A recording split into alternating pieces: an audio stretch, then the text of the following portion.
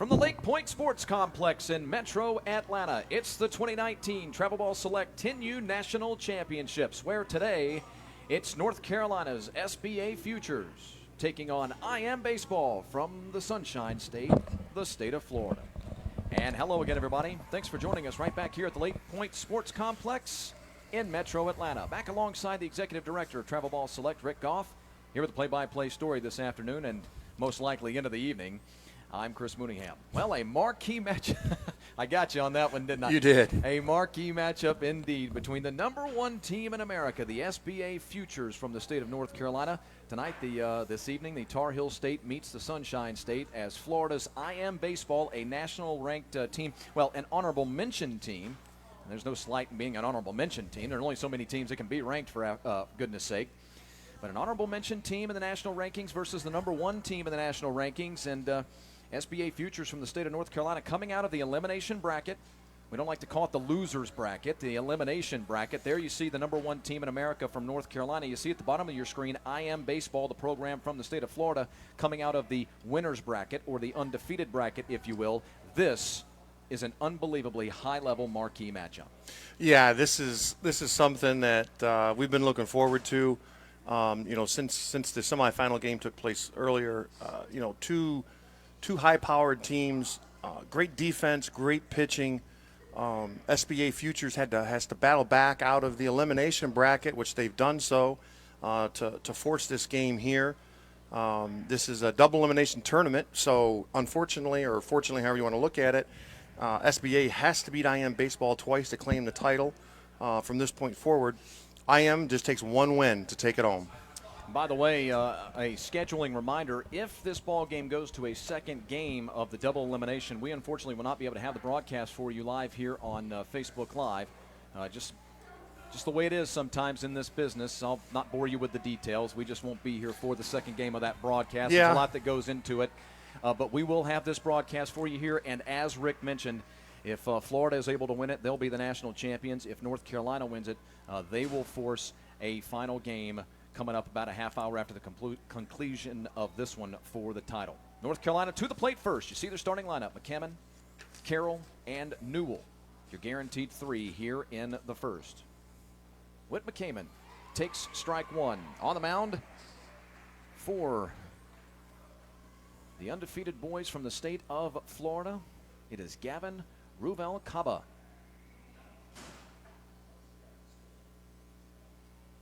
Ruvalcaba takes a deep breath, and the left-hander kicks and fires. And this little cue shot off the end of the bat, headed down towards the second baseman. No problem for Carry-On, who throws him out. Defensive lineup for the boys from Florida. In the outfield, left to right, it's going to be Wade, Cruz, and Saladino. Again, Wade, Cruz, and Saladino left to right in the outfield.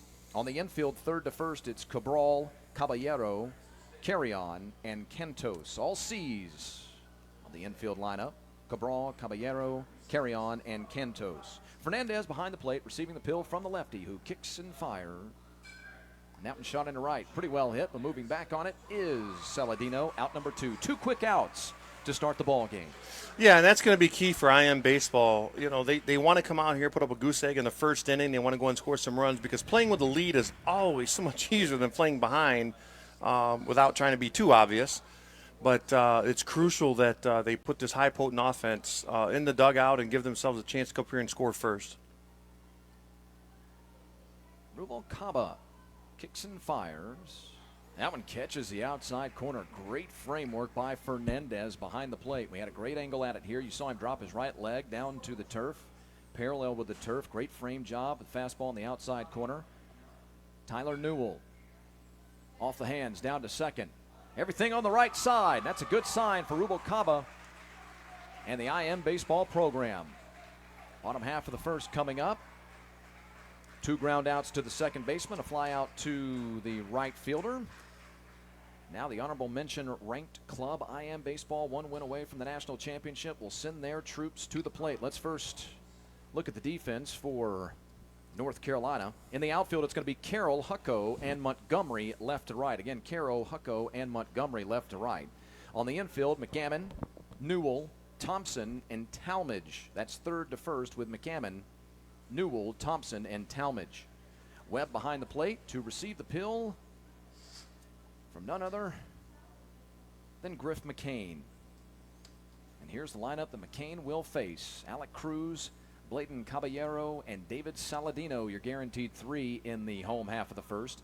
Asensio, Cabral, and Wade in the middle of the lineup. Fernandez, Rubalcaba, and Cantos round down the lineup.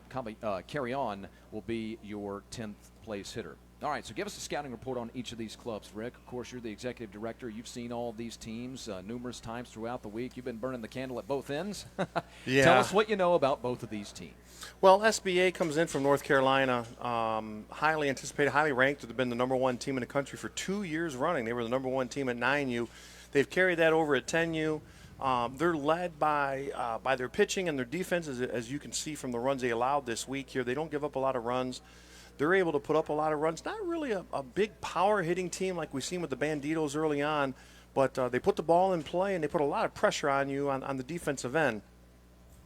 IM Baseball is a team that was formed earlier this year. They're a brand new team. They split off from another organization in the Miami, Florida area, and they've really come into their own here as of late. And this weekend here, they've run the gauntlet in the pool play, and they come through the championship bracket here unscathed. And now they're in a great position to take home a national championship. They're 1 win away from doing that today, to take home the rings.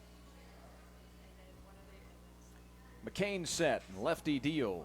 Second time today that we've seen McCain on the mound for the boys from North Carolina. So he will not, by the way, because of pitch limits.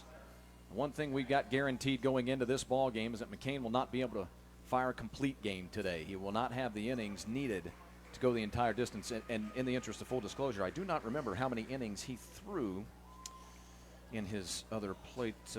His other appearance today, but I'll try to get that number together for you as he faces Alec Cruz, the center fielder, to lead things off. And the magic number today for those boys is 6 innings or 18 outs is what it is. That's what they get for the entire day. So whatever he threw in the last game, subtract that from 18, that's what he has available for this game here.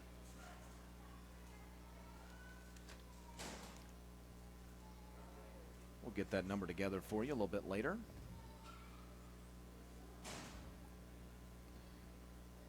Righty versus lefty to start things. Got a piece. Boy, we're getting absolutely peppered with foul balls up here. Is that what that is? That's absolutely wild.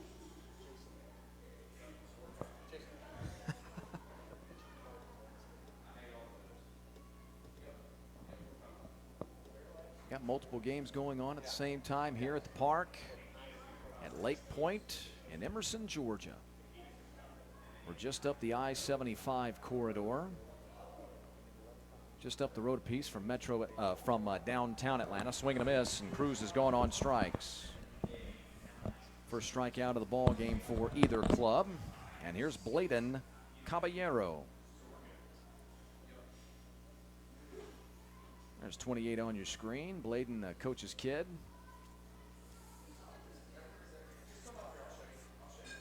Got a piece off the end of the bat and foul. McCain went 1 inning, had 1 inning worth of work in his previous appearance. Thank you, sir. So he will have 5 at his disposal if, of course, he can go that far in this ball game. 0-1 to Caballero. Make it 0-2. North Carolina SBA Futures 4-0 inside of pool play. 4-0. Well, they outscored opponents 32-6. They were the #1 team entering bracketed play. #1 seed after pool play. Correct, #1 seed. Right. 4-0 in pool play, 32-6 they outscored opponents. Then they got into the tournament. They have lost a ball game, as we mentioned. They lost to this very same Florida squad in the winners bracket championship, if you will. Both teams sat at 2-0. That was a 6-5 final ball game that you were fortunate enough to take in here. What was that, last night or yesterday afternoon late, Rick? Yeah. A thrilling 6-5 game that might have been the best game of the tournament so far. First, a ground ball down to short. And Caballero retired, 2 men gone. Yeah, that game last night went 8 innings. It was tied to 3-3 after 6. They went. Each one of them scored 1 run in the 7th inning, and when we got to the 8th inning, IM Baseball put up 2 in the top of the 8th, and the Futures could only muster 1 run in the bottom for a 6-5 final. But it was an exciting game all the way around. 8-inning baseball game for 10U. We just saw a 9-inning game right before this one. So, the great baseball is being played all the way around here at the TBS 10U National Championships out here at Lake Point. David Saladino now, the right fielder for the Sunshine State boys. Back into the screen. And an 0-2 count. We've got the fences set up at 200 feet today, Chris, and people say, well, that may be a little short, for these kids, but 10 years old, it's about the right size. Yeah, sure. And you look into it now, we've played our 4 games, or into our 4th game, and how many home runs have we seen hit in those games? Well, I'll tell you exactly. Was that a rhetorical question, or you want to know the number? I'll think about it, but go ahead with your point. Well, my point is good pitching will beat good hitting, and we've seen good pitching all day long to keep the bats at bay. 6. 6. We've had 6 on the park here today. How many by the Banditos? 4. 4, right? Yeah, absolutely. They can swing it. End of 1, no score.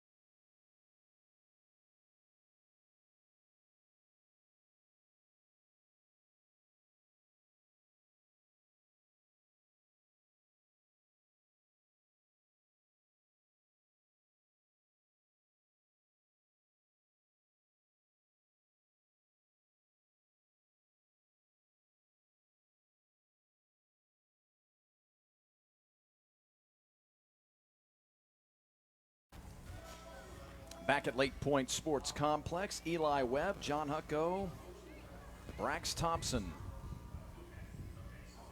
Visitors half of the 2nd frame.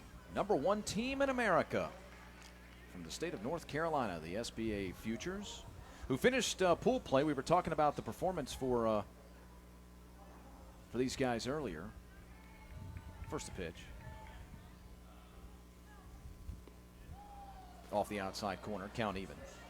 4-0 in pool play, 32-6 to 6. They outscored their opponents. I mentioned that. 3-1 in bracketed play, 36-19. They've outscored their opponents in bracketed play. 36 runs in 4 ball games. How about that number?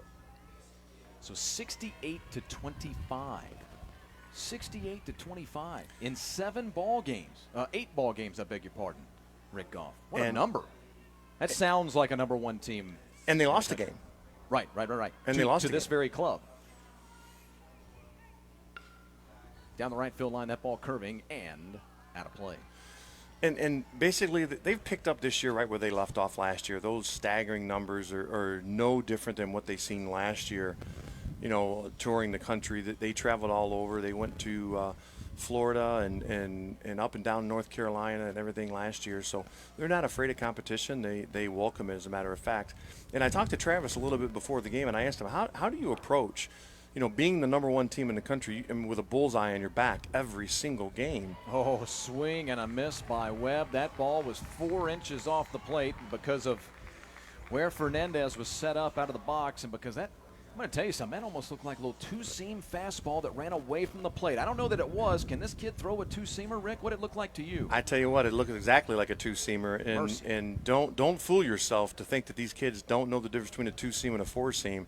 It's a lot different than our baseball was back in the day. The training these kids get nowadays is just it would just make you your eyes pop out of your head. Here's John Hucko, by the way. They take it very seriously of the training they do. These kids train almost year-round to a fault. There's no more off-season. Right. And, that type of thing is not for everyone. Chopper at second. No problem. Hucko retired by carry-on. You know what? That's a great topic that you bring up, and, of course, it is a hot-button topic. And big hot button. Travel baseball has gotten such a bad rap, and I've spent the last 10 years of my life defending it, saying it's not travel baseball that's blowing these kids' arms out and making them too tired and burned out on the game of baseball. That's just playing a little too much and knowing when to back off and when to play more and which kids crave playing more and which kids need the break. Left field base hit, Brax Thompson. First hit of the ball game for either club, and Thompson aboard with 2 men out. But you're right, some of these kids, it's to a fault. It's to a fault. And listen, not everybody is built the same. You and I are not built the same. I mean, what you may think is right and good for you might not be right for me. Right. And I try to relay that point to parents all the time.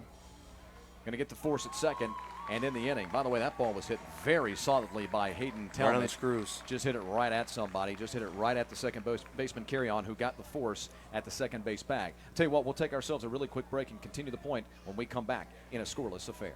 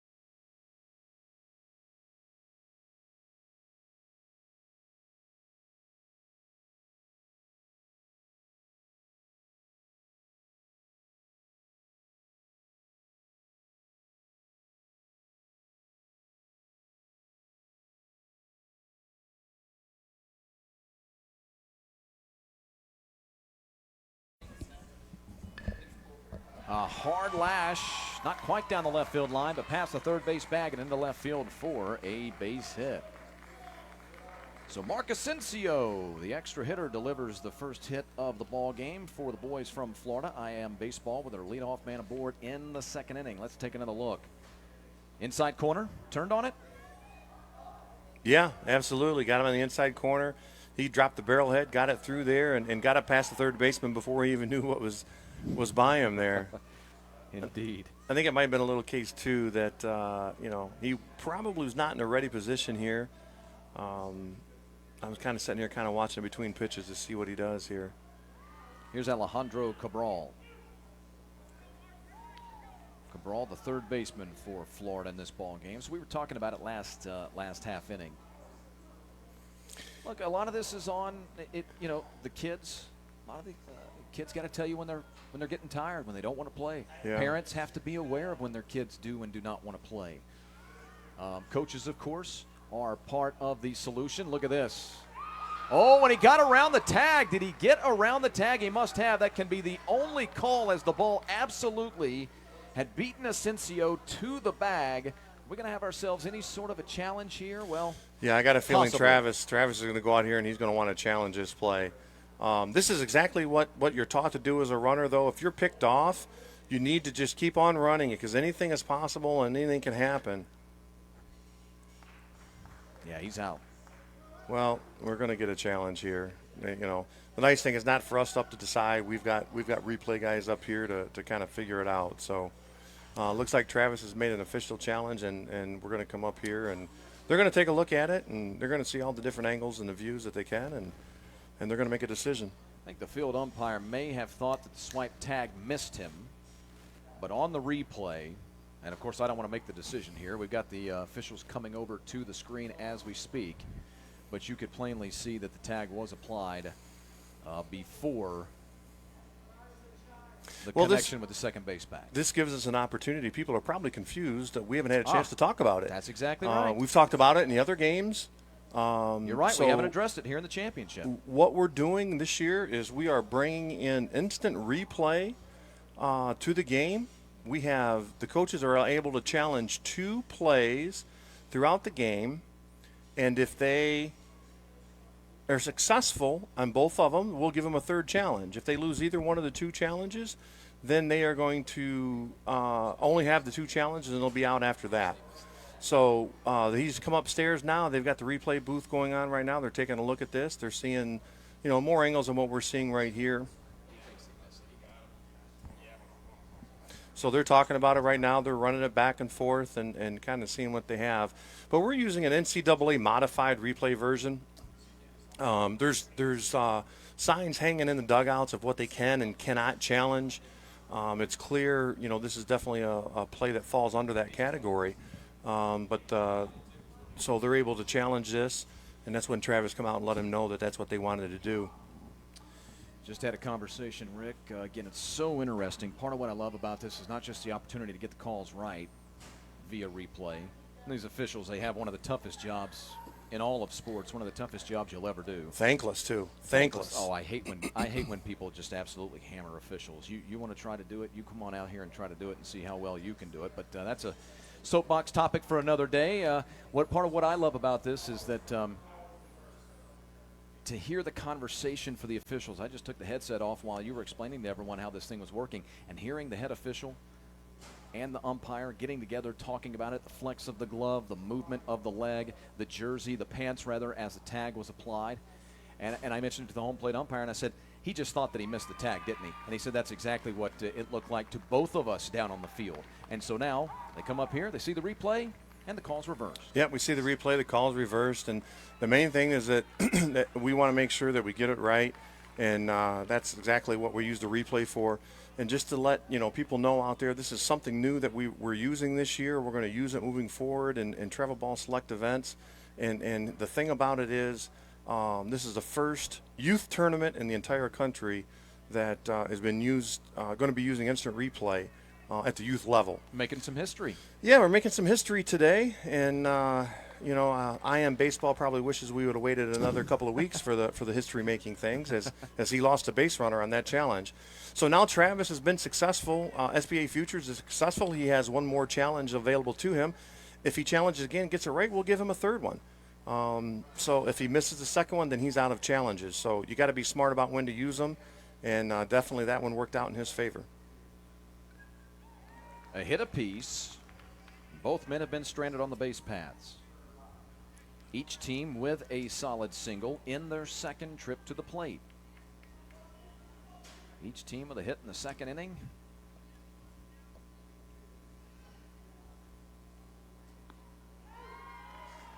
Got him. Suppose I said a moment ago that he was stranded, but of course he's been picked off. Caught stealing. Yeah, it's a caught stealing. Right. North Carolina stranded their man on the base paths in the second inning. Now a caught stealing of Asensio. So 2 men out, nobody on, and here's Martin Wade.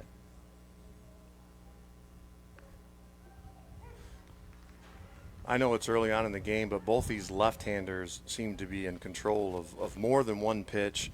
They're managing the strike zone very, very well. They're attacking the hitters, and they're moving the ball in and out, and they look fantastic.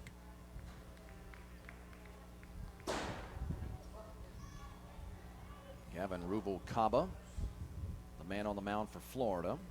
Meanwhile, Griff McCain is the man on the mound right now for the men from the Tar Heel State. Lefty kicks and fires. Well, either a curveball that he left up a little bit and got the strike call on, or a changeup that he dropped right in. Something off speed. Yeah, it's a lot of times hard to tell, with this age group because Right. the pitching mound is so close. But we it. do know that one did hit him. No guesswork needed there. No, that one's pretty clear cut there. So 2 men out. And now runner on first. That's Wade. And here comes Matthew Fernandez. I'm sure the hitter was hoping that would have been an off-speed pitch that got him, but it looked like that was a fastball that got him right in the shoulder blade. Yeah, he's still stinging, isn't he? Yeah, he's trying to walk that one off a little bit and rub it out. You can see him there flexing the shoulder. Must have got him right there in the shoulder blade area. But you know what? For right now, he'll be fine. Tomorrow morning he'll feel that one. At what age do you think it is? And I should remember this from my youth, but I don't know why I don't. At what age do you think you start to turn into the young man who says, I'm not going to let the pitcher or the other team see that actually hurt? You know what I mean? Because Yeah. we have the old thing about don't let them see that you're banged up, that it bothered you that you got hit by a pitch. When do you think that change is made? You know what? It's funny. It's a funny topic. Different. It goes back to what we talked about with the training, and it's different for everybody. Because, Travis, I'm going to tell you, I've watched a lot of games this weekend. I've seen kids get hit like that and lay on the ground. And, we have a physical trainer here that's right on site to attend to any injuries that may have occurred. And I've seen kids at 10 years old get hit, and they lay on the ground, and they turn over, and it takes them a while to get up. I saw a kid get hit in the head with a fastball, knocked him to the ground. He bounced right up and ran to first base. You just never know, huh? You just never know. So, with that kid, I actually had to stop the game when he got hit in the head. He went down to first base, and I had to stop the game to get the trainer out there because we want him looked at with the concussion protocols the way they are today and everything else. So we wouldn't continue the game until we had him checked out. Fortunately, the young man was fine. He passed the concussion protocol, and he was able to stay in the game. 2 men reaching the inning. Nobody able to scratch across the plate. Still scoreless in Metro Atlanta.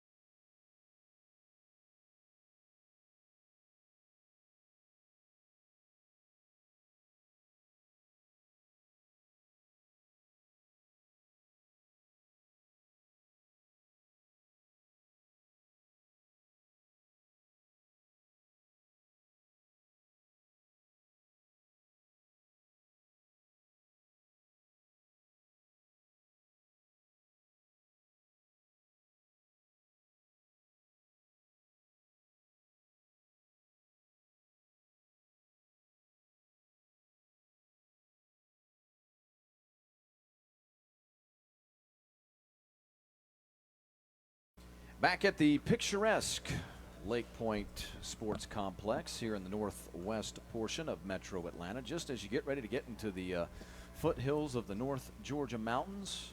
Look at Quite that picture. the scene. Look at that picture. I'm a lucky man. This is my job, week in and week out, and this is what I get to stare at. Not a bad view, huh? Not a bad view at all. Indeed.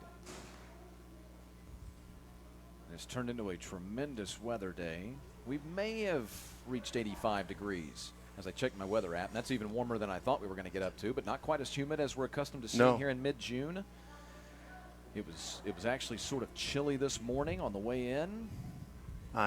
We had 34 teams between two age groups here, between the 10U and the 13U teams. We had 34 teams here. And I bet you that I was thanked by 20 of them for the perfect weather that I ordered up this weekend. Yeah. And I told them I try hard. Right. I got friends in low places, and I'm able to make these things happen. Yeah. What you do is you pick a guy, and you always refer to that same guy. Because more times than not, people are going to gripe and complain about the weather.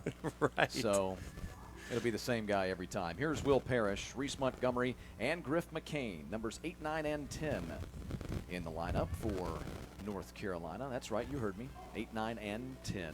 It's a youth baseball rule, travel ball select rule especially. Ground ball down to third. Have it pop out of your glove, stay with it, stay composed. Good play at third by Cabral. Composure was key there for Cabral. Hot smash into his glove, bounced out. He didn't panic. He kept the ball in front of him, was able to pick it up, made a nice strong throw across the third base, and got his runner by a couple of steps. Teams here in Travel Ball Select, they can bat 9 players, 10 players, or then the entirety of their roster. Nothing in between, nothing else. Correct. What's the max on roster again, 13 or 14? Actually, this year we moved it up to 15. Oh, did you? Yeah, Okay. the max roster was 15. I said it like that because it's changed a couple of times, and I've mentioned it on the air and got caught blind. Yeah, well, you know. Without being updated on it, so I figured if I said 13 or 14, I'd cover my bases, and then you see what happened. It's it's still a work in progress. Listen, Sure. we're always, just like we talked about technology, always Yeah. trying to improve and stay up with things. You know, when it comes to anything to do with the youth game and the aspects of it, you know, we try to stay up with it, and we want to make changes and keep up with everything that's going on, you know, across the country, not only here in Georgia, but across the country as well. Now you got to be proactive as opposed to reactive. Correct. Yeah. Reese Montgomery at the plate. Montgomery, the right fielder for the North Carolinians. And he takes one off the plate to get back into the at-bat. Well, I tell you, Gavin just does a real nice job here. Watch where the catcher sets up, and I tell you what, Gavin is within, you know, a few inches of being in there every time. Catcher comes inside, he busts him inside on the hands with a fastball. This, you know, that tells me he has control of his pitches, and he has a purpose on that mound.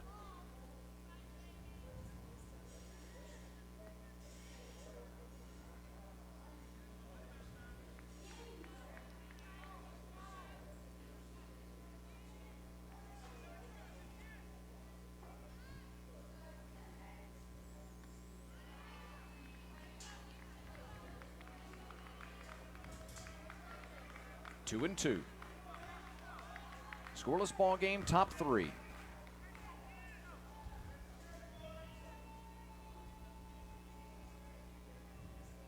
Ruvalcaba kicks and fires. And this one smoked down the left field line. That ball curving down into the corner and foul.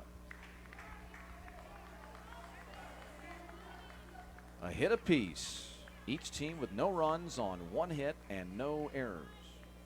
He come inside with the fastball here. See if you don't go with something soft in a way, or probably try to bounce a curveball here to try to get him, you know, try to mess up that timing here. He's going away right here. Decided to go with a fastball. That's interesting. 3 of the last 4 pitches have been fastballs. 2 have been tight. 1 outside with off speed in between.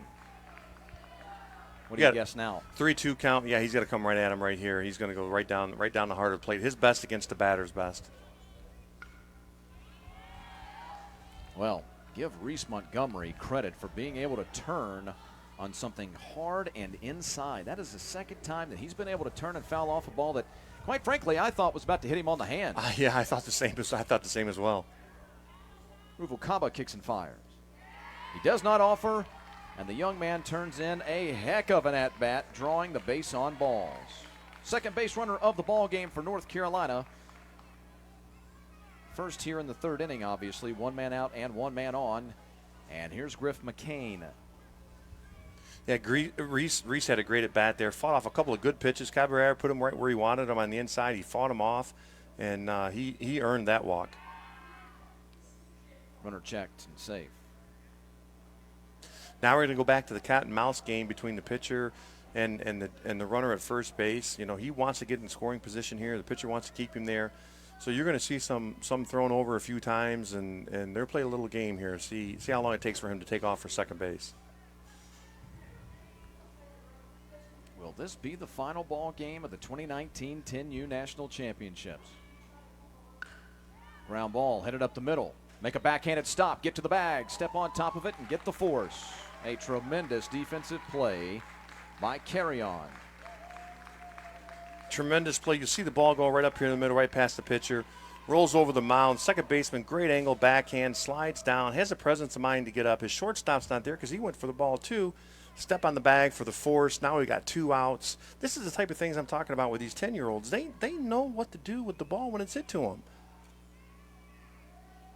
The plays that you have to make without really thinking about it. Oh, that ball gets away. Breaking ball that didn't. Allowing the base runner, Griff McCain, to get down to the second base bag. 2 men out, 1 man on. He's now down at second base in scoring position with Whit McCammon at the plate. It looked like Griff was going on first movement on that, and when Gavin lifted his leg, and Griff took off. It seemed to distract him a little bit, and I think that's what caused the ball to go outside and high. I think he tried to rush it to the plate to help his catcher out and ended up at the backstop. Runner breaking for the third base bag this time. It's tight. The throw down to third. Not in time. So a 2-0 count now on McCammon. Did you see where the throw was from the catcher, though? On the bag? On the bag. Right. Right on the bag. You're right. You know, you mentioned that to me. One of the first things we talked about when we came together today, how good the catchers have been, how sharp they've been, how impressive they've been in this 10U classification. And, brother, you've been right. Man, have they been good. Again, this becomes such a tired subject sometimes for us to talk about, but it is the truth. I mean, these 10-year-olds, I mean, they play like 12 and 13-year-olds from certainly when I was a youngster.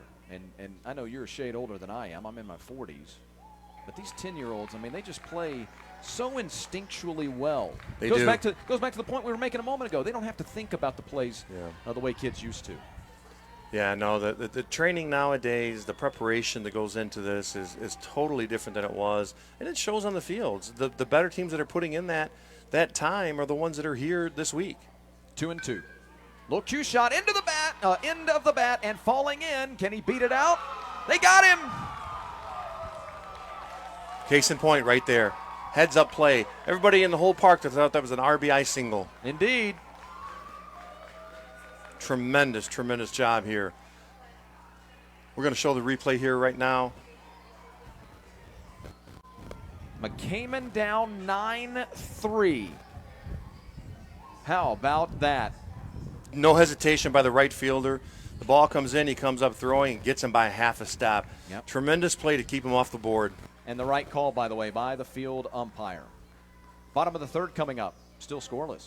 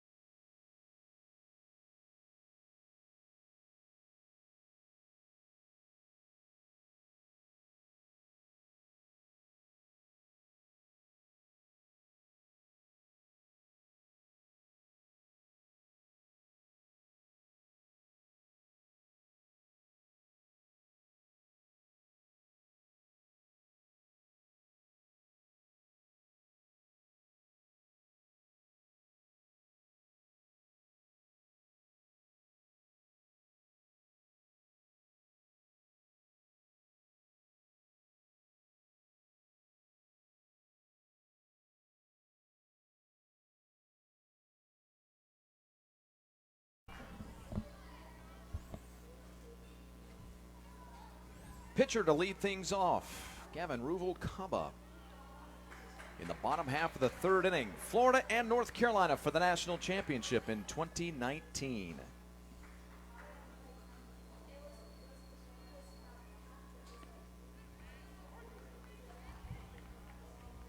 Perhaps. If North Carolina does win this ball game, being a double elimination championship tournament, then we will play one more for the title. Ruvalcaba on the ground down to second. Fielded by Thompson. He'll throw across to Talmadge for out number one. Ruvalcaba retired 4-3 in his first plate appearance of the ball game. Here's Carlos Cantos. Cantos, the first baseman for IM Baseball from the state of Florida, an honorable mention ranked team across the country. Florida 29-19. They outscored their opponents inside of pool play. They posted a 4-0 mark in pool play. Again, 29-19. They finished as the number 3 seeded team after pool play. Yeah, IM baseball kind of snuck in here under the radar a little bit. At shortstop. 2 out. Snuck in under the radar a little bit. Everybody knew about, the SBA Kings being number 1, Banditos being number 2. IM baseball come in here, did exactly what they were supposed to do during pool play, won all their games.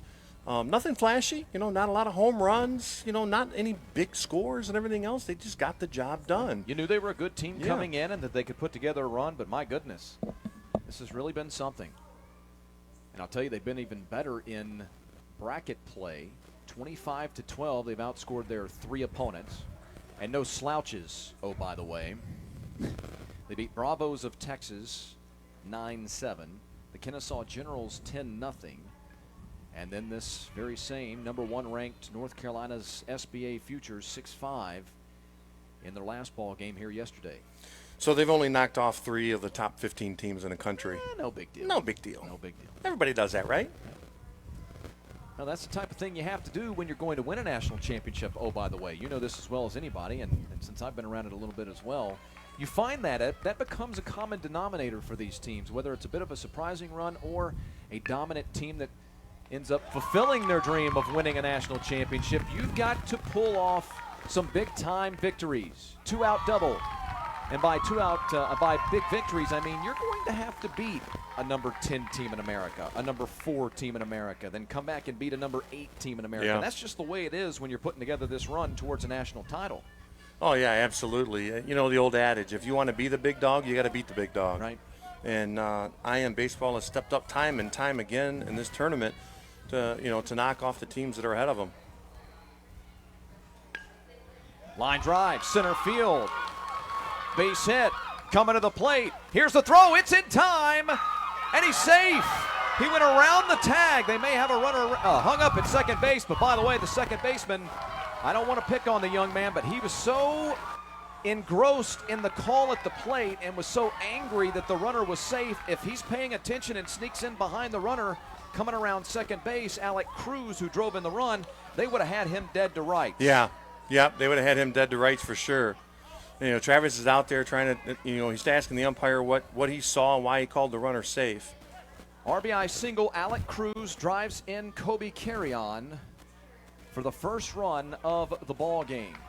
The ball definitely beat him there in time. There's no doubt about that, but evidently he must have missed the tag.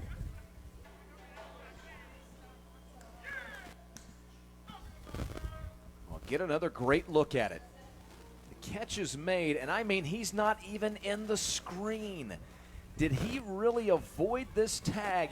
And well, you see the glove does not move here, Rick. I think he is going to be safe, but let me hit you with something before you begin your analysis. I got to ask you really quick.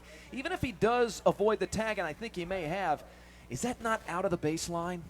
No, absolutely not. The runner establishes a baseline as he rounds third base. So, and you've got 3 feet, he's either over the batter's way. box. You're right. Yeah, he's over the batter's right there box. inside the batter's box. There's no doubt about that. Wow. This is absolutely the right call. Man alive. Yeah, and it kind of the catcher will tell you, right? Because look at what he does with the glove after the throw goes by. Right. He still tries to sweep tag him right here. Watch this. So it almost kind of tells me that the catcher knows he missed him. You're right. You're absolutely right. And you see no bend in the glove either, and that will tell you that he was safe as well. So Florida has drawn first blood in the national championship game, or what could be the single national championship game. They lead 1-0 here in the bottom half of the third inning. Kobe Carrion, a little 2-out magic. We talk a lot about leadoff runners, Yep. but if you're going to win a national championship, you got to have some 2-out magic as well. Carrion with a 2-out double, and he comes around to score on a 2-out RBI single by Alec Cruz.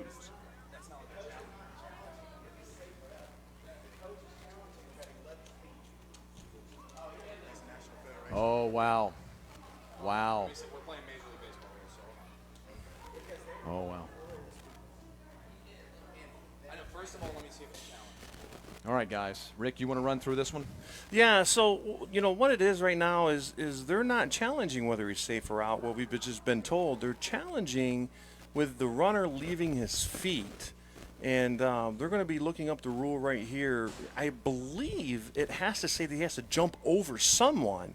And I don't think that he jumped over anyone here. Again, it's just my opinion.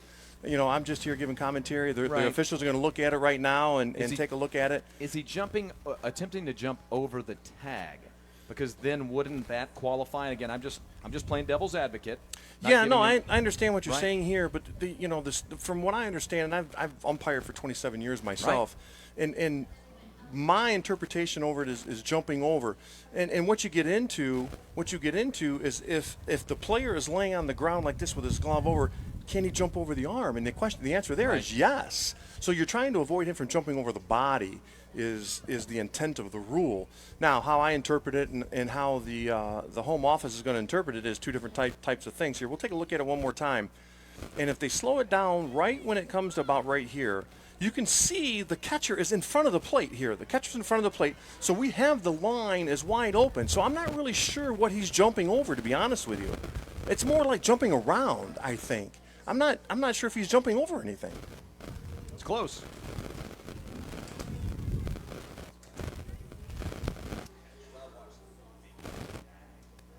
This is going to be a tough one to call. And unfortunately, the angle that we have here is the only angle we have. We don't have one down the line that might be able to help us out a little bit about what he jumped over. But to me, it looks like he jumped around the tag as opposed to over. And but we'll let these guys make the decision here. I think we're getting part of the work that's going on behind the scenes here is to make sure that we all know the record book, the rule book. Is he allowed to leave his feet? Is he allowed to hop over? Now we may have ourselves a decision coming in here.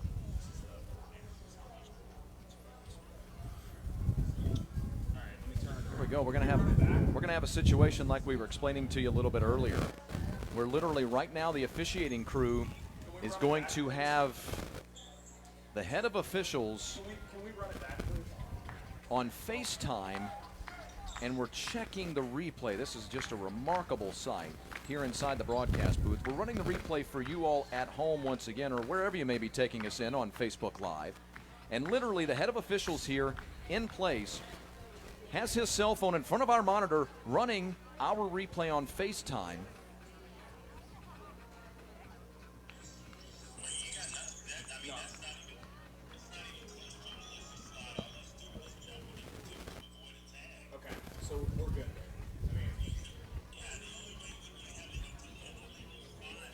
So they're communicating back and forth right now. They're telling him, he's giving him his interpretation of the rule on what it is. And it sounds like I might have one right.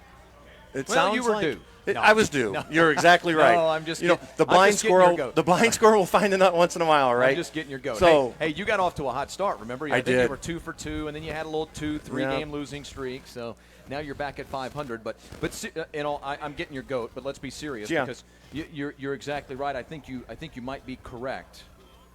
They were talking about the maliciousness, if that's the actual phrase, of the slide. Explain that to everybody. Yeah, so what it is in all levels of baseball, it's even transferred into the Major League Baseball. Basically it's the Buster Posey rule. And they don't want, players, basically trucking catchers anymore. So it's really the slide to avoid rule or the slide to give up rule and stuff like that. But you still cannot jump over a player. And let me kind of explain what happens here before is if the catcher is in front of the plate and literally like a gymnast, if the runner jumps over the catcher, that's illegal. They cannot do that. You cannot leave your feet to jump over. But I think what we've got in this situation here, it's not something to jump over as much as it was to jump around. And I think that's where the umpires made their final decision on that, and that's why they're going to call him safe at the plate right here as we see the signal. Yep, we see the signal. So it goes again as 2-out magic. Ruvalcaba was retired on a 4-3 ground out. Carlos Cantos was retired on a 6-3 ground out. So 2 men were out in the inning. And then Kobe Carrion delivers a 2-out double. And he comes around to score on the RBI single by Alex Cruz, the center fielder at the top of the lineup. Ground out, double, single, all with 2 out. The two hits, I beg your pardon. And now Bladen Caraballo coming to the plate with a man at second. That is Cruz, who made his way down to the second base bag on the throw to the plate. Another man in scoring position with 2 men out. Yeah, and I think the key to that whole play is the around or over. Now let's see if we'll have a carbon copy type play. Throw to the plate. Not in time this time. 2-0. Florida. RBI single, Bladen Caraballo. Well, right now, Travis should take a visit to the mound, kind of, get his composure back to the pitcher. SVA is not used to playing from behind. They're new to all of this, and he might want to just regroup the ship here a little bit and try to rewrite the ship and kind of calm them down here. So you might want to make a visit here. I'm going to let McCain keep working through it, it looks like. David Saladino has come to the plate. Saladino, a strikeout victim in the first. He was caught looking to end the frame. Lefty deals, and he's plucked him. Yeah, you know what? I'm right there with you. I think that McCain may be just a tad bit shaken up here, and his concentration may be broken in this moment. Yeah, just a little, just something to get him calmed down here a little bit. Just a simple breather. Just a simple breather. Yeah, that would help out tremendously here. But Travis is going to let him try to work through it. At some point, you have to do that. You have to let them try to work through it and figure it out on their own. Let's hope the young man can gain his composure here and finish the inning here. McCain kicks and fires as he's now facing Mark Asensio. Throw to the plate is cut off. Run scores, second and third, still 2 men out. Caraballo scores a run. 3 in the inning. 3-0 Florida. 3 consecutive singles right up the middle, and here comes Travis now. Travis was trying to let him, give him an opportunity to try to work through it. Now he's going to go out here and try to talk to the young man. 3 runs at this stage in the game. Now you're halfway through the game. You want to make sure that we stop it right here, get settled, get that third out. Now we got to get that third out, get your team, get them regrouped in the dugout here. Yeah, and the other big thing that I noticed, Rick, as well, all 3 of the hits right up the middle. Right up the middle. Squared up. Yep, squared up right up the middle. And that could just be something as simple as dominant as he was in the first couple innings. Actually, for the first 2 2/3 innings, now all of a sudden, he's a little rattled. He might be bringing it, leaking it back over the middle of the plate. And, IM Baseball, to their credit, they're squaring him up here, and they've put up a 3 spot here in the bottom of the third.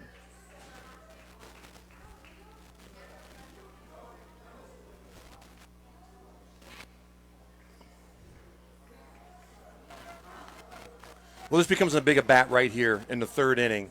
Another single will probably plate 2 runs and make it a huge 5-0 lead. But if we can get an out here, they can get back in the dugout, regroup, and battle. 3-0 is not insurmountable, but 5-0 at this point, you got to think that it's going to seem like a mountain if they put up a 5 spot right here. Now, by the way, remember, we're at the midway point of this ball game now. Alejandro Cabral. Strikeout victim his first time up. He was caught looking. There's a strike on the inside corner. Looking, 0-2. So 2 strikes, 2 on, 2 out. 2 ground outs to start the inning. Then a double, 2 singles, an HBP, and another single. Lefty kicks and fires. Now a cue shot off the end of the bat and foul. Great pitch there. That was a tremendous pitch. That was a pitch that probably 9 times out of 10 he gets an out on that pitch.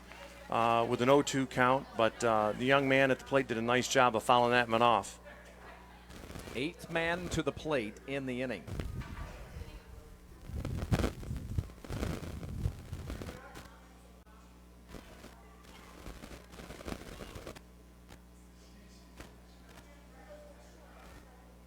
Now all of a sudden 3 runs on 5 hits and no errors for Florida. 1-2, he just came inside. Let's see if he tries to go back away. Yep, there it is. Great call, Rick, and that was a beautiful pitch. But 2 out magic, 2 out hits are gold. A double, 2 singles, an HBP, and then another RBI single. 3 plate in the inning. Florida now 9 outs away. You don't want to start the countdown yet, but they still lead 3-0, 9 outs away from a national title.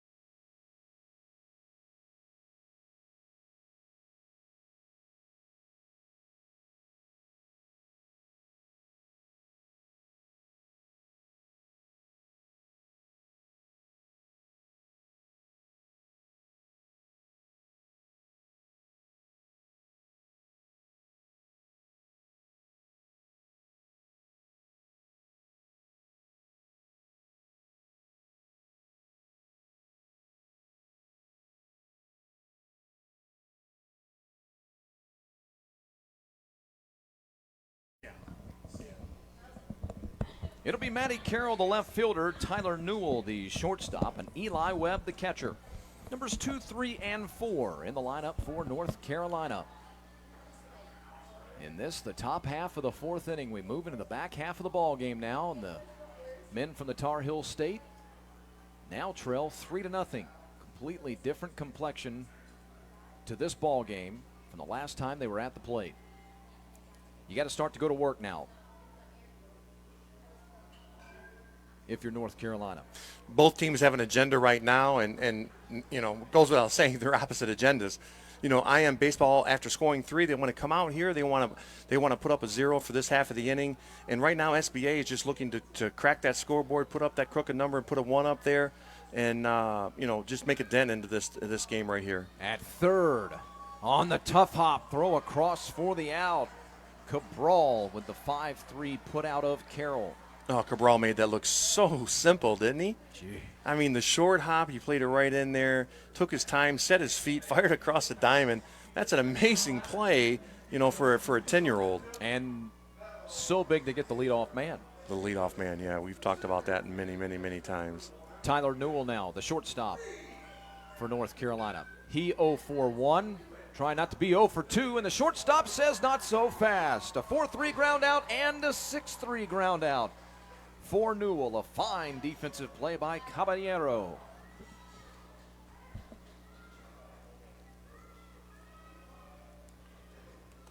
Here's Eli Webb.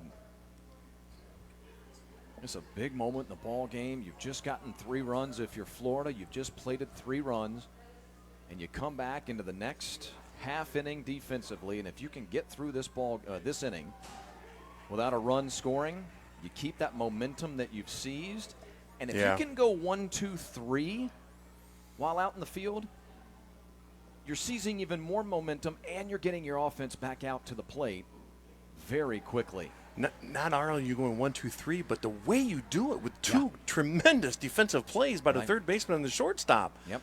So momentum is one thing, but to shut it and add to it from that, the boys from IM Florida, and I mean IM baseball out of Miami, Florida, have to be on a high right now. At short, Caballero, and the inning over.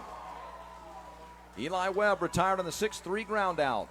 3 quick ground outs in the top half of the fourth. Still 3-0.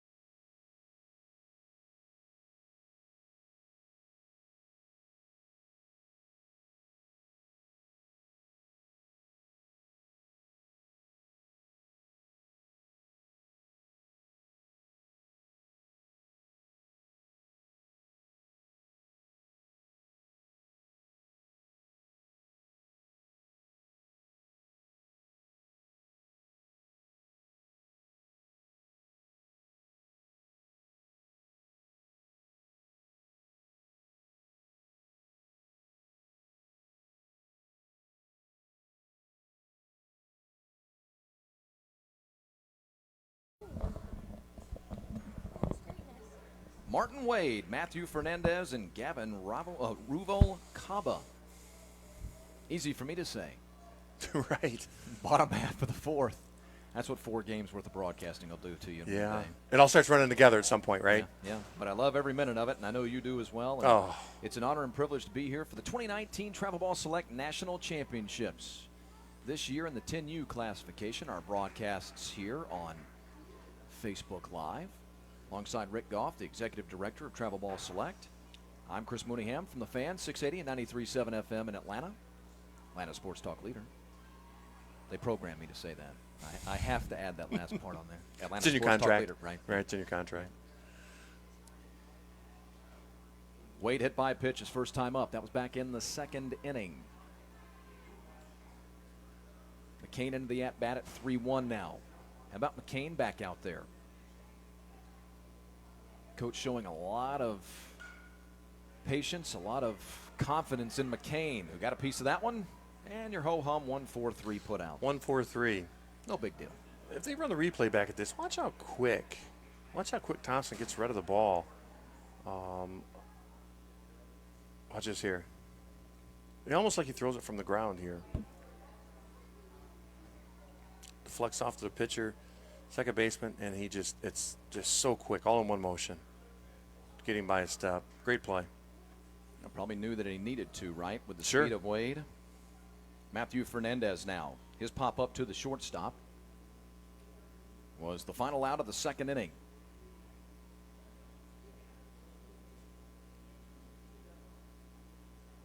I'm sure in between innings, Griff come off the mound and Travis was talking to him over there and telling him, hey, you know what, we're a good team. We've come from behind before, and we're capable of scoring runs. So you need to go out there, do a job, hold them at 3. Try to keep it at that, and give us a shot here to come back in the last few innings. Left center field. This ball going to fall in for a base hit and head all the way to the wall. Can Fernandez get a double out of it? No, sir. He'll retreat back to the first base bag and post up at the first sack with his first base hit of the ball game. So Fernandez a 1-for-2 day, and here is Gavin Ruvalcaba. We got Kenneth Bencomo, number 7. He's coming into courtesy run for the catcher.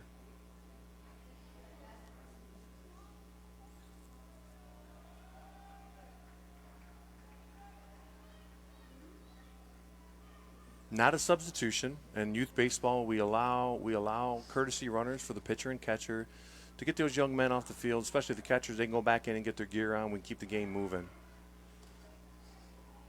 So it's not a substitution, just a courtesy runner.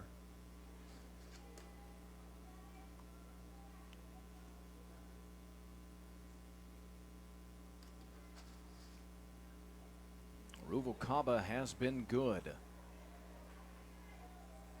At the plate, he's 0-for-1 with a ground out to the second baseman, but on the mound, giving up just 1 hit and 1 walk.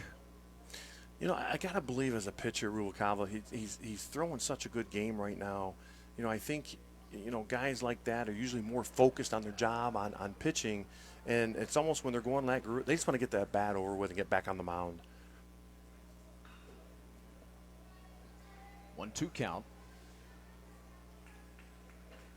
Griff McCain looks in, finds his sign that he likes, checks a runner and deals. And this one popped up left side and out of play.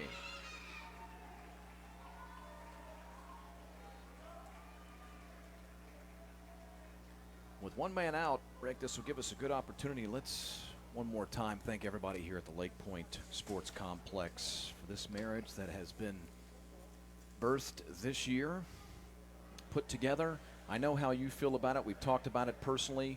Privately, you and I have talked about it. You've talked about it on the air as well. Let me throw my 2 cents in. This is actually my first time at Lake Point. Oh, really? My very first time, and it's been a pleasure to be here, first class. It seems through my first day of working here, and so thanks for having us from yours truly to Lake Point and putting on a first class production here. And then I know you have some very strong thoughts on it. I do. It's something that developed back in December, and the opportunity arose to partner up with PBR and Lake Point Sports out here to bring youth events out here to the complex, and it's just been a wonderful experience for everyone involved. I want to thank Sean Duncan, Matt Yarber, Kyle Coletta, our head umpire guys out here, Dustin Manning, Damon Watson. They do a tremendous job for us out here, and makes our jobs a lot easier. And I want to thank them all. No way. Now he beat it out this time. Yeah, he got that one. Wondered if we were going to see our second 9-3 putout of this ball game, but Ruvalcaba is able to beat it out, got himself a base hit, 2 men on with 1 man out. Yeah, it was close. We'll watch the replay here real quick. Again, ground ball to the right side. You always have to be prepared, be going down the line to watch for this play at first base here, and it was definitely close. Whoa. It's definitely close. Yeah. Oh, wow. Yeah, hit the glove, hadn't closed yet. Wow. Yeah. But Travis is out of challenges. He can't challenge anymore. He's already challenged 2 times.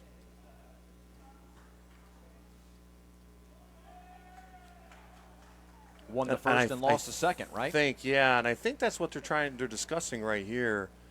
I think Travis is asking if he does have a challenge available, but he doesn't. He's out of challenges.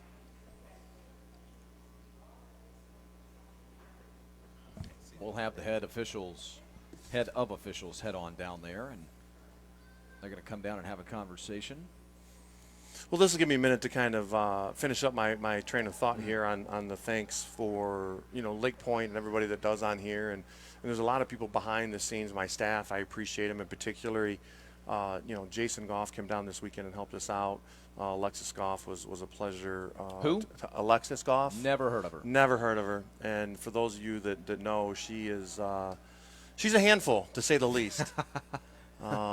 But the old adage is it's you can find help anywhere, right? But good help is hard to find. Yeah, I hear you. And so that's what we're trying to strive for. So, the look on her face.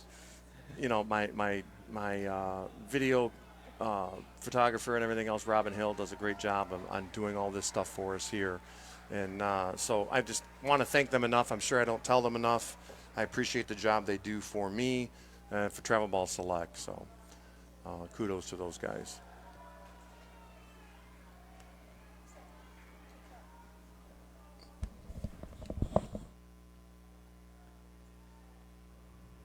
So after the meeting with the officials, runners at first and second, Wade started the inning with a ground out, then consecutive singles by Fernandez and Ruvalcaba.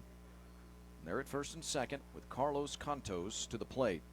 Cantos, the first baseman for Florida. He was retired on a ground out to the shortstop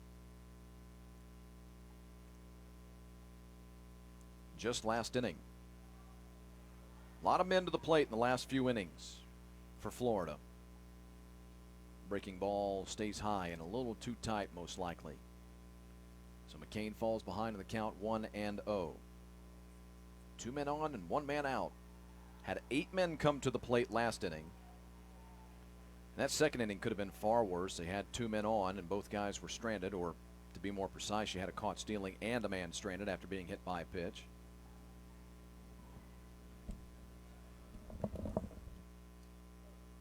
That one nearly catches Carlos. He's able to dance out of the way and collect a 2-1 count.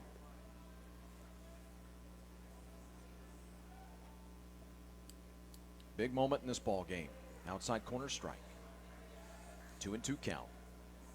If you're North Carolina, you have to keep this at a 3-0 deficit. Yeah, he's got himself in trouble again like he did the last inning here, and he's got to try to work his way out of it. Right now, he's just 1 out. Just get him one out at a time, and try to minimize the damage here. No matter how you get it, strikeout, ground up, pop up, you just got to get 1 out. Takes a little bit of pressure on him. It's a lot tougher to pitch with 1 out and runners on as opposed to 2 outs and runners on.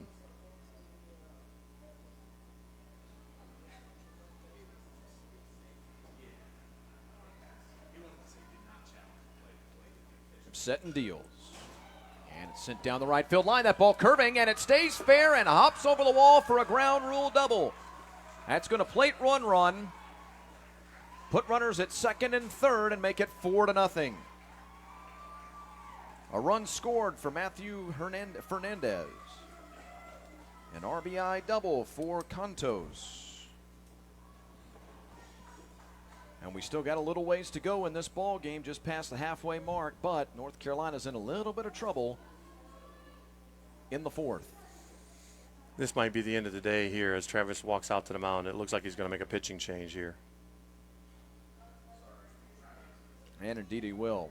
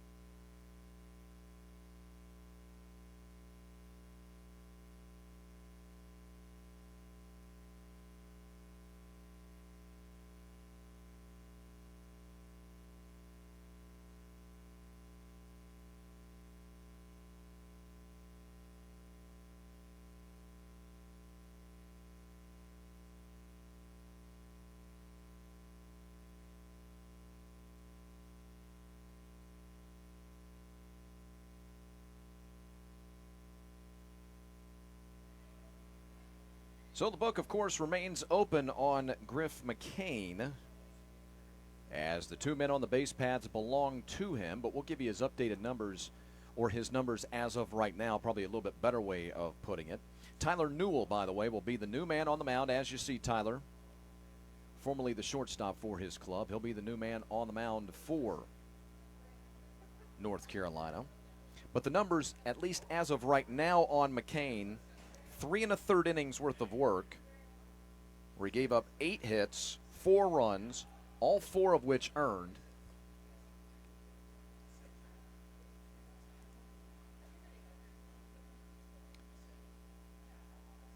He had no walks, 4 strikeouts, and he hit 2 men as well. Look at this play. How about it?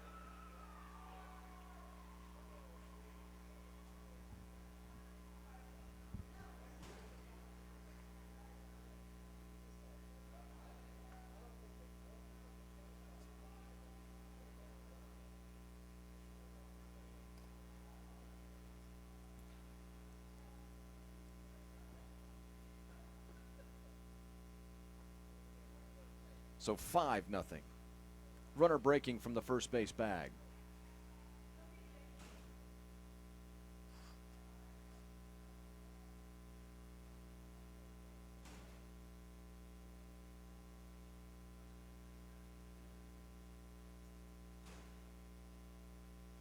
Newell kicks and fires. And Cruz sends one down the right field line. That one going to be foul.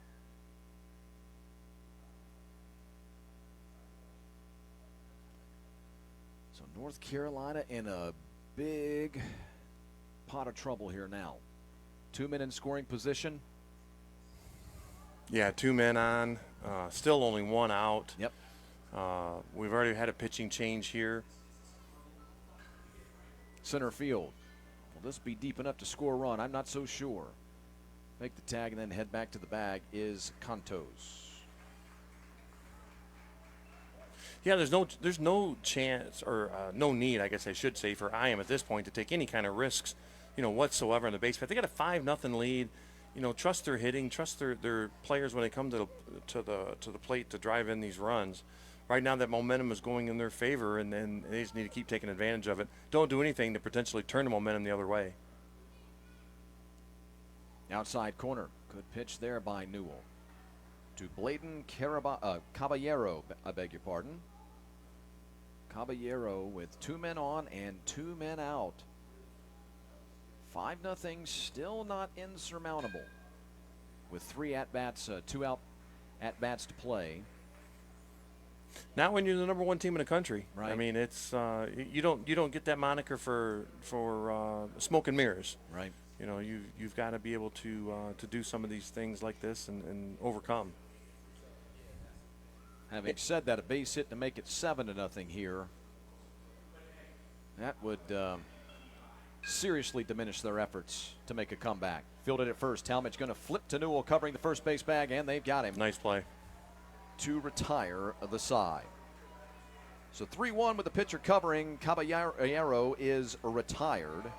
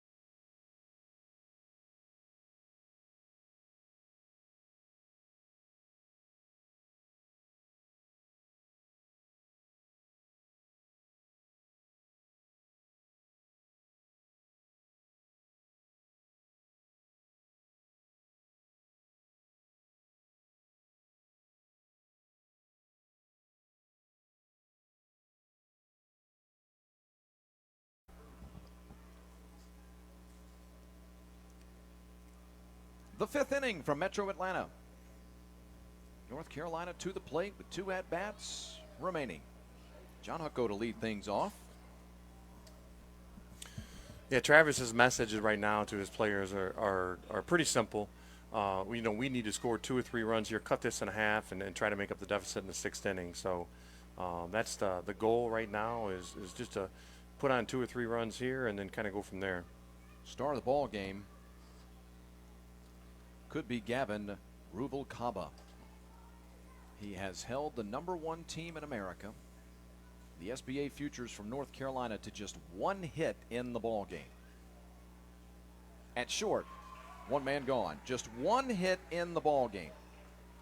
And in fact, he's retired. Let me double check this. 1, 2, 3, 4, 5, 6 consecutive men. That's impressive. Had a walk in the 3rd, gave up a base hit in the 2nd. No other men to reach in the ball game. He's been in complete control of this whole game. We've talked about his knack for hitting the outside corner, and there it is right there, right on cue. He's calm, cool, composed on the mound, and but again, it's also a lot easier to pitch with a 5-0 lead as opposed to being in a tight ball game. So that allows him a little bit more freedom. Brax Thompson offers it an off-speed pitch and comes away empty. Brax. Well, sometimes a conversation just happens to work out in your favor as a broadcaster. He was the man who delivered that lone base hit in the ball game back in the 2nd inning. Without that, Kubalyaba be looking at a potential no-hitter here. But as it is, Gavin will settle for a 1-hit shutout. Gavin seems to be working the same. He's moving them in, out, in. So if he follows the pattern here, this one should be in. Here comes his 1-2. Indeed. And now he'll follows that pattern. It looks like he's going to be trying to go away here. It's almost like that inside pitch is more of a setup pitch than anything, and then he wants to get him on the outside here. Let's see what the catcher does here. See if he slides out here. No, he's going to come back inside here. He's been so great in this ball game, has Ruvalcaba. You know he only has one strikeout in this ball game? Pitch to contact, right? Unbelievable. That's let your fielders do the work. Trust your defenders. Another thing that's so hard to teach young pitchers. Let the fielders make the play. Everybody wants to strike out everybody at this age nowadays. Strikeouts are boring. They're fascist. They want to strike everybody out. I love to quote movies, right? So that's from Bull Oh, Durham. yeah. 3-2 count. Here it comes. And it's popped up, middle of the diamond. Gavin going to call it off himself and make the catch. Pop up one. Boy, the boys from SVA Futures have just not been able to figure him out. They cannot. They haven't been able to barrel up anything he's thrown. He's changing his speeds and his locations extremely well, and they are completely baffled here. Off balance, haven't they been? Yeah. Hayden Talmadge now, the first baseman. The left-hander. Lefty on lefty matchup. And this one sent down the left field line and foul.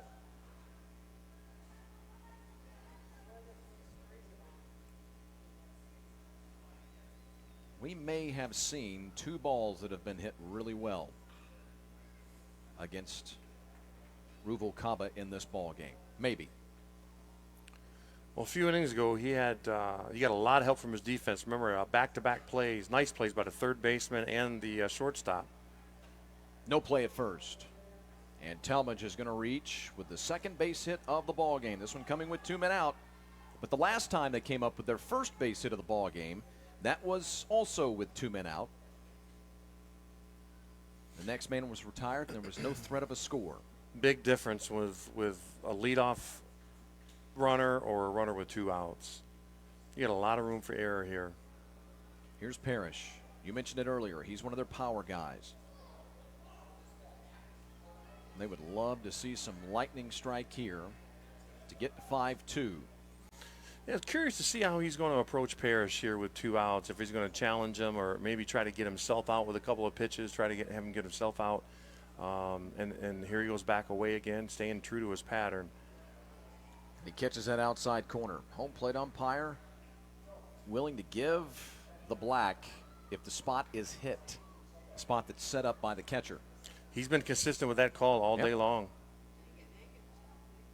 Reason you haven't heard a word out of yours truly. I don't mind a high strike zone, a low strike zone, a wide strike zone. Just be consistent with it, brother. Be consistent. And you talk to youth coaches all over the country, and they want the same thing. Yep. Of course, I'd like you to call the rule book, but I digress. Pitch. Chopper at third. Could be a tough play. Bob it a little bit. Go the short route and get the force. No, wait a minute. They will call him safe. Was that ball dropped as well? Yeah, he dropped that ball, Chris. He dropped the ball, pardon. and once again, the umpire, it looks like he's making an out call, but he's actually pointing to the ground. So it's given us a little confusion here in the booth. Yeah, and I could not see that baseball. I'll beg your pardon. But, yeah, there it was. Drowned it out in the white pants of IM Baseball's Florida club. Well, here's your opportunity. I think if the young man had to do that over again, he probably wished he went across the diamond to first base. Yeah. Here's your opportunity if you're North Carolina. Reese Montgomery at the plate, the right fielder. Walked his last time up, his only time up. Base hit could make it manageable in the final frame if you get there. Extra base hit could make it, realistic, a comeback in the final frame. Problem is for North Carolina, 2 men out in the inning. Big fly would change the feel of the final inning completely. I give Gavin a lot of credit there. You know, his third baseman just made an error, or second baseman, just made an error in dropping the ball. You know, at 10 years old, it's real easy for kids to get rattled and get discouraged and everything else, but he gets back on the mound and throws a strike right off the bat to him. Oh, boy, how about that? The straight still at third belonging to Talmadge. But as the ball is dropped, I'm going to tell you something. That was a delayed steal or a decision to go after the ball was dropped by Parrish, and he was able to swipe second base. So base hit would be big here. Kick and fire. Ground ball at second. Stay with it. Throw to first. Inning over. Montgomery retired 4-3. The first real scoring threat of the ball game for SVA Futures of North Carolina. But the number one team in the country is set down once more. They stay scoreless. It's 5-0.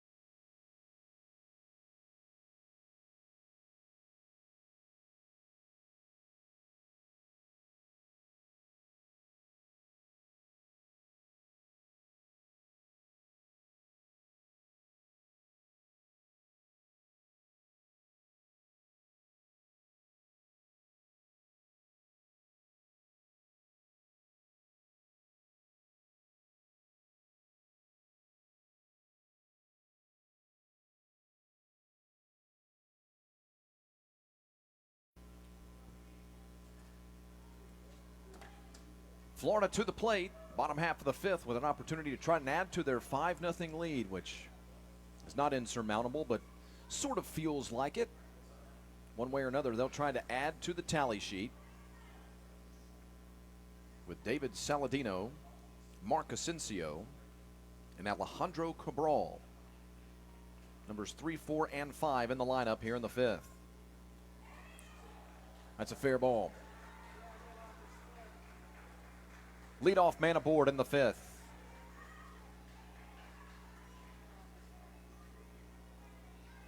I tell you, they call it the hot corner for a reason. This was a hot smash down the third baseline, and he tried to backhand it and wasn't able to keep it in front of him.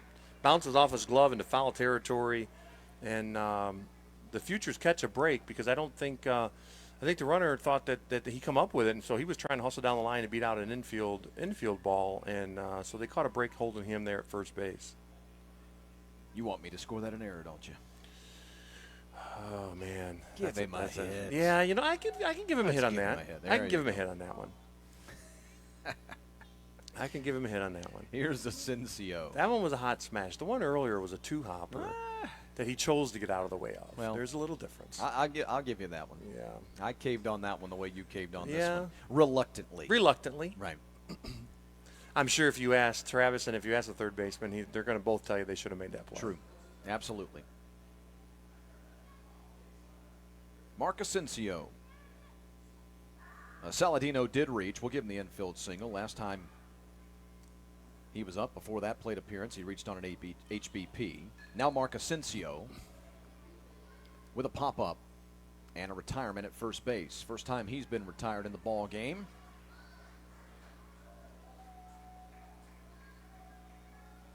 After singles in the second and third innings.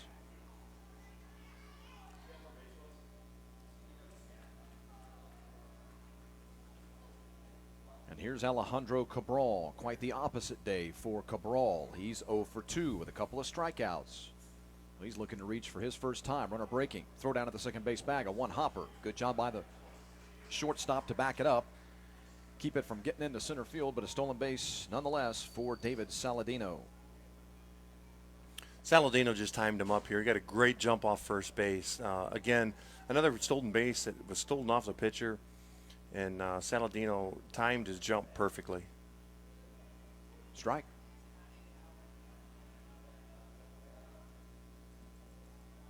Martin Wade on deck, barring a double play of some sort. Now 5 runs on 10 hits for the steamrolling Florida club. That again, we mentioned it earlier in the ball game, and Rick knows these teams as well across the country as anybody does. And I said it to him, and he agreed. I asked if that was a correct assessment. You knew this was a really good team coming in to the national championships. Absolutely. They were honorable mention as far as the national rankings go. Cabral, by the way, down on strikeouts for the 3rd time in the ball game, this time swinging. Here's Martin Wade. HBP in the 2nd, out 1-4-3 in the 4th. But for them to win this national championship still, if they go on to win it, and they're 3 outs away from doing just that, still a bit of a surprise.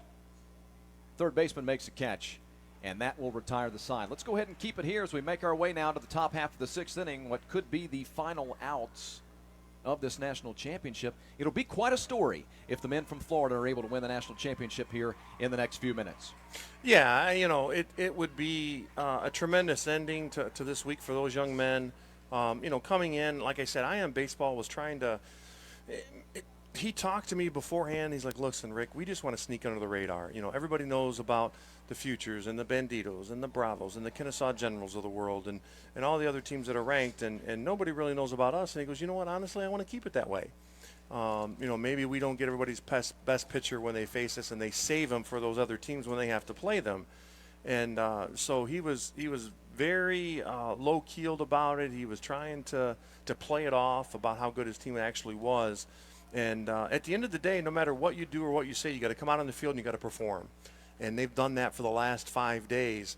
And I can guarantee you this, and we'll talk about it in postgame with him. He's not going to sneak up on anybody anymore if he hangs on to this lead, that's for sure.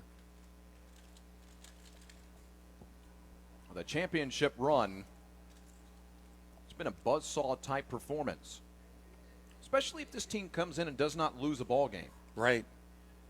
Facing this type of competition and what he did in the championship bracket round and the teams that he beat. Again, 4-0 inside of pool play. And then if they win this ball game, now they'll be 4-0 inside of bracketed play, 8-0, 5-0 in this ball game. That'll push them up to, let me make sure I've got this math correctly, 59 runs in the 8 ball games. And he's going to own 2 victories, 2 over the number 1 team in the country. That's right. That's exactly right. That's a great point. And I can guarantee you, with the way social media is today and technology is today, teams in California know what's going on right here, right now in this game. There's no doubt about it. And so we begin this potential final inning, as it'll be Griff McCain at the bottom of the lineup, then back to the top in Whit McCammon and Matty Carroll. That's your guaranteed 3, or at least your scheduled 3. Here in the potential top half of the final inning. 5-0. Florida leads North Carolina. Square to bunt. Get it down. It's a nice one. Fielded. Throw. Not in time. You got to start somewhere. And there it is right there. Did something a little bit different. We talked about this in a previous game. When a pitcher is in such a groove as Gavin was, you've got to do something to get him off his game. Now we're going to make him throw from the stretch a little bit. He may become a different pitcher from the stretch. Put a little pressure on him here, and 1 base at a time, 1 run at a time, and we'll see what happens. Now Whit McCammon.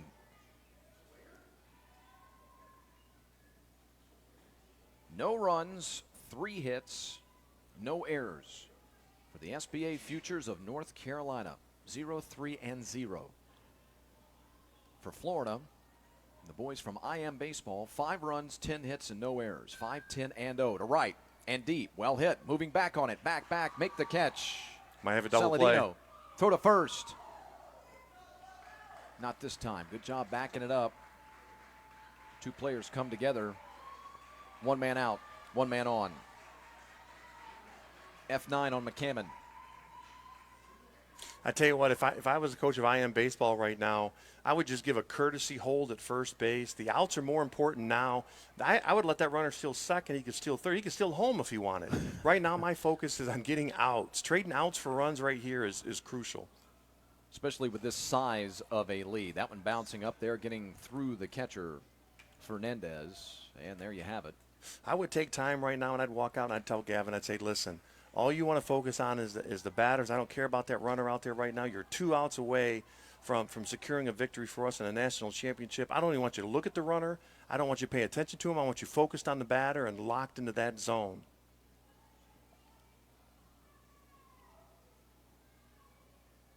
Ruvalcaba looks in and fires as the runner is allowed to move down to the third base bag and swipe it. Carroll at the plate. This is Matty Carroll with one man out. And now a runner at third base. Actually, I think SVA might have did him a favor there because now he won't pay attention. As he's going from the windup, he won't pay attention to him now. Carroll 0 for 2. Right field side and foul. Now you've allowed Gavin to get back into the windup, Yep. which he's been so dominant for the whole game. So I think stealing third base might have been a small mistake here by the Futures. They could have left him at second base, forced Gavin to throw out of the stretch, and he's a different pitcher. Lefty shakes off a couple, now agrees, and comes from the aforementioned windup. Cut on and missed. Or, well, actually, they'll say he got a piece of it. Stay 1-2. Chatter's picked up, as you would imagine, down in the crowd. How many folks from the Sunshine State believe their team was going to be able to get out of here with a national championship this week? 1-2. Chopper at third. Play that tough hop one more time, young man. Holy smokes. That's the third time he's played that hop like that and without any hesitation. Well, I can tell you what, Chris, I'm looking down into the crowd here below us now, and people are standing. They're pacing behind the seats or on the edge of their seats here. They can taste it here. They know they're 1 out away, and they're just dying to explode down here. A lot of proud mamas and papas. McCain does score on the play, by the way, so the shutout is gone. It's 5-1, but 2 men gone, and here's Tyler Newell. Florida 1 out away from the national title, and the first one is high and tight. That's ball 1. Newell a couple of ground outs, 4-3. He tested the second baseman and lost that battle to end the first frame. His ground out to the shortstop came in the middle of the fourth. Ruvalcaba looks in and fires. Fastball that stays, just shade high. What a great moment this will be for these young men if they can hold on to this 4-run lead with 2 men out. Lefty winds and deals. Gavin might be feeling that adrenaline pumping here a little bit, trying to overthrow it. He just needs to get his composure back. Take a deep breath here, young man, and do what you've been doing the entire game and let the results take care of itself. He's back into the at-bat at 3-1.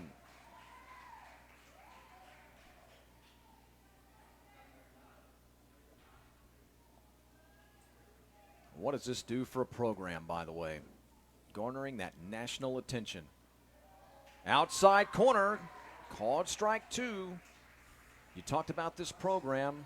You may be seeing the budding beginning. So, brand new first-year program? First-year team. Right, first-year team. Yeah. 3-2. At short. Caballero across, and they can't quite dig it out. Pull the first baseman off the bag, and we'll play on. You think he knew?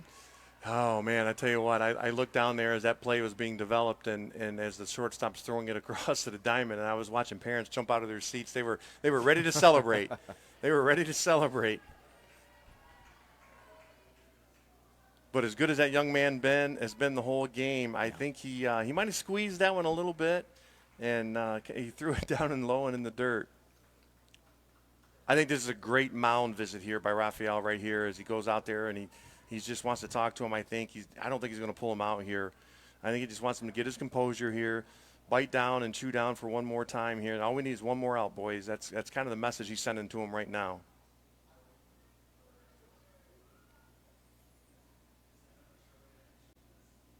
Newell reaches on an E6. He's aboard with 2 men out. Eli Webb will be the batter. A strikeout victim to start the second inning. A groundout victim, 6-3 to end the fourth. It's been a masterful performance for Gavin Ruvalcaba, allowing just 1 run on 4 hits. 1 strikeout, no walks, no hit batters. 1 walk, I beg your pardon. 1 walk in the ball game for Ruvalcaba. Lefty set and deal.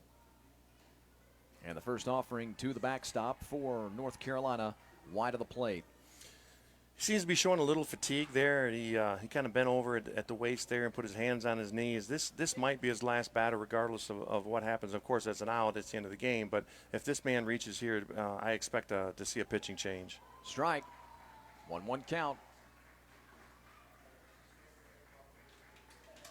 He's going to give this young man every opportunity to finish this ball game. Absolutely. He has been masterful against one of the best offenses in America. The number 1 team in America. 1-2 count.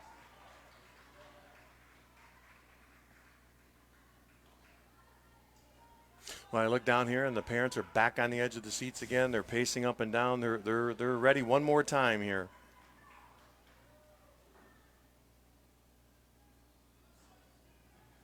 Gavin shakes a couple off and now brings home a 1-2. And it's shot foul out of play. Sun starting to set back here behind us in the northwest portion of the great state of Georgia. It's been a great week of weather here in the Empire State of the South, and we thank you all for those of you that have come down to Atlanta to take in the festivities. That one foul.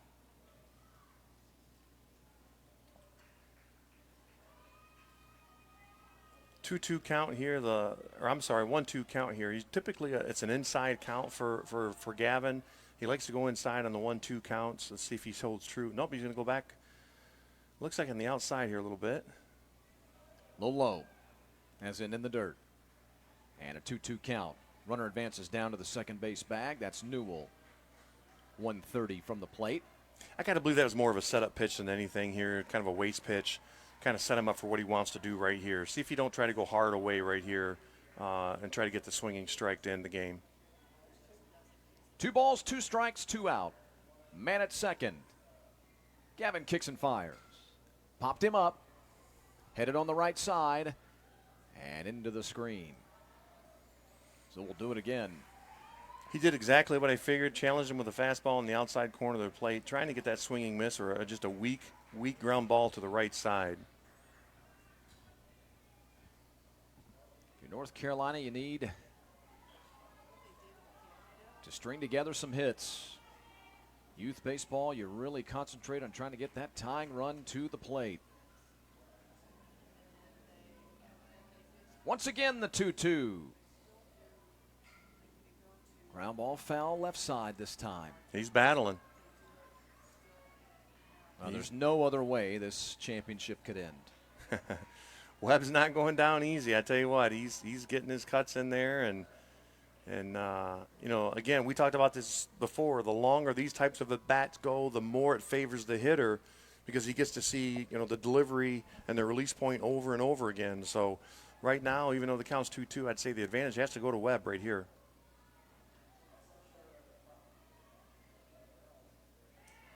Off the corner and low, and it's now run to 3-2. What a great job, a great take there by Webb.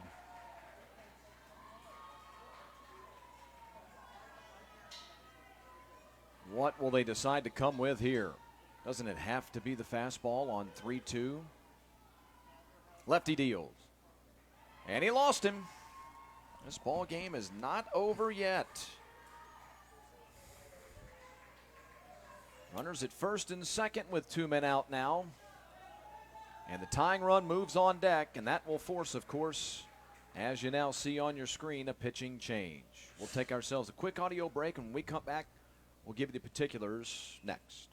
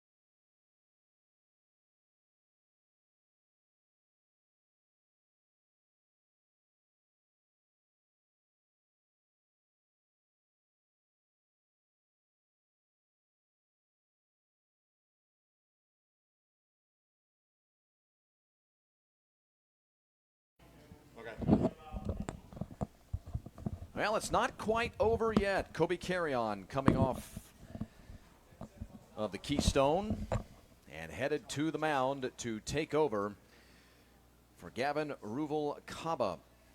Ruvalcaba so very good on the mound today for his Florida squad from IM Baseball in their effort to take out the #1 team in America, the SVA Futures program from North Carolina.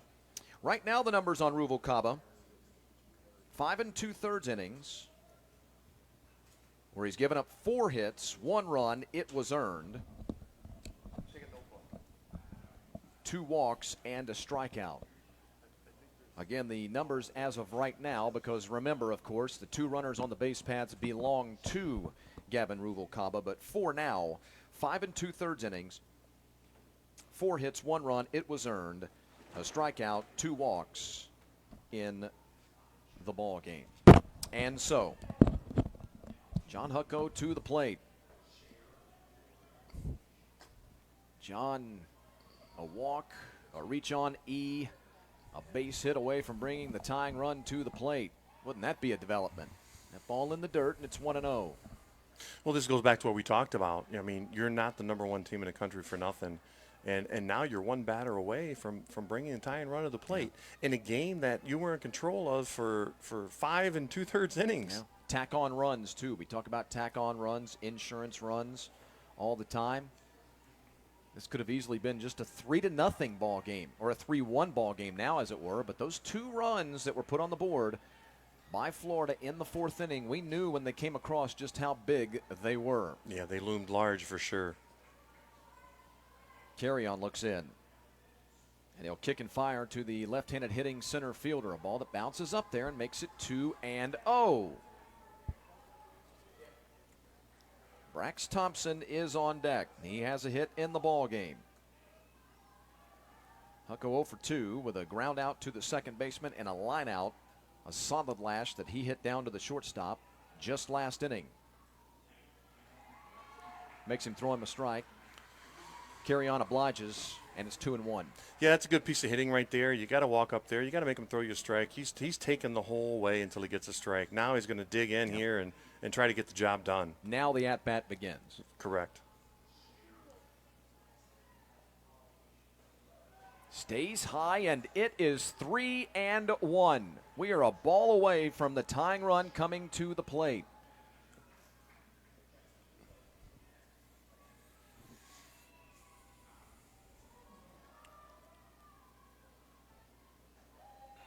3-2. Would you have it any other way? Wouldn't have it any other way. The runners will be in motion with the pitch. So 3 balls, 2 strikes, 2 out, and 2 men on in the final inning, perhaps, of a 4-run ball game. Carry on, kicks and fires, and it's shot out into left. Moving over and making the catch is Wade. And Florida from IM Baseball wins the 2019 10U TravelBall Select National Championship. What a tremendous game. The boys from North Carolina battled to the very end. They didn't make it easy for sure, and they can hold their heads high. They had a tremendous week out here. And but IM Baseball, they talk about it's all about getting hot at the right time, right? You'd rather get hot in June than you would in March. Yep. And those boys right now are playing really, really good baseball. What a tremendous run it was, undefeated inside of pool play and now undefeated inside of bracketed play, where they took out a nationally ranked couple of clubs and twice took down the #1 team in America. Rick, your final thoughts? Thanks for having us, man. This has been another great experience. Your final thoughts on the week here in Metro Atlanta. Boy, I couldn't have asked for anything better than what we got this week in the 10-year-old division. I mean, just incredible baseball from beginning to end. There's a reason why the 10-year-old TravelBall National Championship is the most competitive baseball tournament in the country, and these teams here proved it. Unbelievable display by these young men. Class organizations by the coaches, the fans, and the players all. Hats off to both of them. They did a tremendous job, and as a director, from a director standpoint, I am thrilled and honored to be able to watch these kids play, not only in this game, but for the whole week, and that goes for all the teams that was here. Just a great job. Speaking of director, kudos to our producer director in charge of the broadcast throughout the day today, Amy Walker, and our entire crew. Thanks, guys. You were absolutely tremendous today. Yes, thank you. And those are not just, words that I'm throwing out there. You guys, as always, were absolutely incredible. For Rick Goff, the Executive Director of TravelBall Select, I'm Chris Mooneyham. Thanks for joining us, everybody. You've been watching the 2019 10U TravelBall Select National Championships. The national champion in 2019, IM Baseball, from the state of Florida. Good day, everybody.